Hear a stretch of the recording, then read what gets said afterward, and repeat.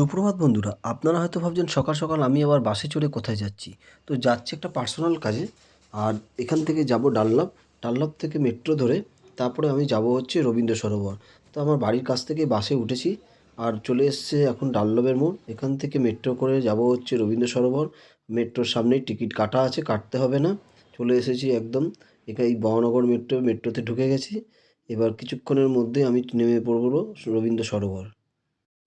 Platform থেকে বেরিয়ে দেখছি একটি ঠাকুরের মন্দির বটগাছের নিচে। মায়েরকে প্রণাম সেরে নিজের পার্সোনাল কাজে বেরিয়ে গেলাম এবং সামনেই হচ্ছে লেক ভিউ, মানে লেক গার্ডেন্সের সামনেটা। এখান থেকে নিজের একটা পার্সোনাল কাজ আছে, সেটা সেরেই আবার বাড়ি ফিরে যাব। তো অলরেডি কাজ হয়ে গেছে। বাড়ি ফিরে এসে এবার এখন দুপুরবেলায় খেতে বসেছি। দুপুরে ভাতে নিয়েছি ছোলার ডাল, ভাত আর বরবটি আলুর তরকারি। তো আজকে ছোলার ডালটা করেছিল শুকনো শুকনো, কিন্তু আমার শুকনো শুকনো খেতে আমার খুব ভালোই লাগে। তো ছোলার ডাল দিয়ে প্রথমে খেয়ে নিলাম, তারপরে নিলাম হচ্ছে বরবটি আলুর তরকারি। আর বরবটি আলুর তরকারিটা বেশ ঝাল ঝাল, খেতে ভালো হয়েছিল। তো আজকের ব্লগটা এখানেই শেষ করছি।